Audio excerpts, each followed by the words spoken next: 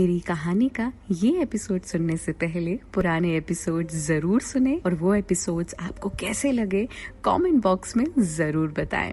चलिए आगे की कहानी बताती हूँ। प्राची की मम्मी ने प्राची को कॉल करके उसके शादी के रिश्ते की बात फिर से छेड़ दी, जिससे गुस्सा होकर प्राची ने फोन काट दिया। वो बहुत टेंशन में थी। एक तरफ उसे मधु की टेंशन खाई जा रही थी तो दूसरी तरफ शादी की। वो समझती थी कि शादी उसके लिए भी उतनी ही जरूरी है जितनी और लड़कियों के लिए भी होती, लेकिन पहले वो अपना सपना पूरा करना चाहती थी। उसका सपना ही उसकी जिंदगी थी। इसी सपने के लिए वो अपने घर से लड़कर पढ़ाई करने आ गई थी। प्राची ने गहरी सांस ली। सांस लेकर अपना माइंड फ्रेश किया, फिर मधु की ओर देखा और बोली, तुम रेस्ट कर लो, फिर 7 बजे से हम डांस प्रैक्टिस करेंगे। मैं ऐसे ही ठीक हूँ, मधु ने स्माइल के साथ जवाब दिया। ये सुनकर प्राची ने डीजे स्टार्ट किया और फिर मधु को डांस सिखाया और अब डेली प्राची मधु को डांस सिखाने लगी और मधु भी बहुत प्यार से डांस सीखने लगी। अब प्राची और मधु दोनों के बीच की दूरियां कम होने लगी थी।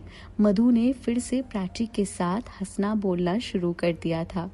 अब वो साथ कॉलेज जाती थी, साथ लौट कर आती थी, कैंटीन भी साथ में जाती थी और क्लास में भी साथ रहती थी। प्राची के लिए ये बहुत खुशी की बात थी कि उसकी दोस्ती दोबारा दिखाई दे रही थी और उसकी दोस्त मधु उसे वापस मिलती जा रही थी। लेकिन आयशा और राघव, उन दोनों का तो खून खौलने लगा था। उन्हें इन दोनों की करीबी बिल्कुल भी पसंद नहीं आ रही थी।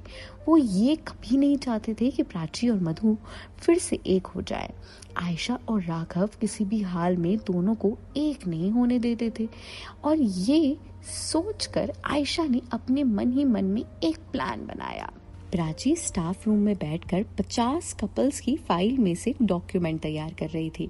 तभी शेट्टी सर ने स्टाफ रूम में एंटर किया। शेट्टी सर को सामने देख प्राची हाल में अपनी सीट से उठी और बोली, good morning sir. Good morning Prachi, मैं तुमसे ये पूछने आया था कि तुमने चीफ गेस्ट को एप्लीकेशन और इनविटेशन मेल कर दिया था ना।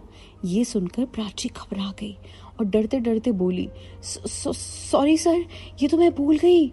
प्राची, कैसी बातें कर रही हो तुम? इतनी बड़ी बात कैसे भूल सकती हो? हाँ, 4 दिन बाद हमारे कॉलेज की फेयरवेल पार्टी है और अगर चीफ गेस्ट नहीं आए तो हमारे कॉलेज की चैरिटी फंड और एनजीओ का क्या होगा? तुम्हें पता है इससे हमारे कॉलेज की चैरिटी फंड पर कितना फर्क पड़ेगा? इतनी बड़ी लापरवाही कैसे कर सकती हो तुम? शेट्टी सर को गुस्से में देखकर प्राची डरते डरते बोली, सॉरी सर, मैं सच में भूल गई थी, पर मैं अभी मेल कर देती हूँ। प्राची, आज मेल करने से 4 दिन बाद पार्टी में आना शायद ही उनके लिए मुमकिन हो, और अगर मान लो कि वो आउट ऑफ स्टेशन हुए तो क्या सर, हम दूसरा चीफ गेस्ट नहीं बुलवा सकते? प्राची तिरछी नजर से शेट्टी सर को देखकर घबराते घबराते बोली, प्राची, हम जिन्हें बुला रहे हैं वो इंडिया के टॉप 10 मिलीनियर में से एक है और हमारे कॉलेज के एमडी के सबसे करीब दोस्त भी है। सॉरी सर, अब ये मेरी रिस्पॉन्सिबिलिटी है। मैं उन्हें कैसे भी करके यहाँ लेकर आऊंगी और अगर ऐसा नहीं हुआ तो सच में कॉलेज की इज्जत दांव पर लग जाएगी। प्राची, अब तुम ही इस कॉलेज की इज्जत बचा सकती हो, सुन लो तुम। सर, आप टेंशन मत लीजिए, मैं कैसे भी करके ये करूंगी। प्राची इतना कहकर टेंशन में स्टाफ रूम से बाहर चली गई और जाकर कॉलेज के कॉरिडोर पर बनी सीढ़ियों पर बैठ गई। प्राची वहीं बैठकर ऐसा कुछ सोच ही रही थी जिसकी वजह से उसकी आंखें लगातार गीली हो रही थी। तभी किसी ने उसके कंधे पर हाथ रखा।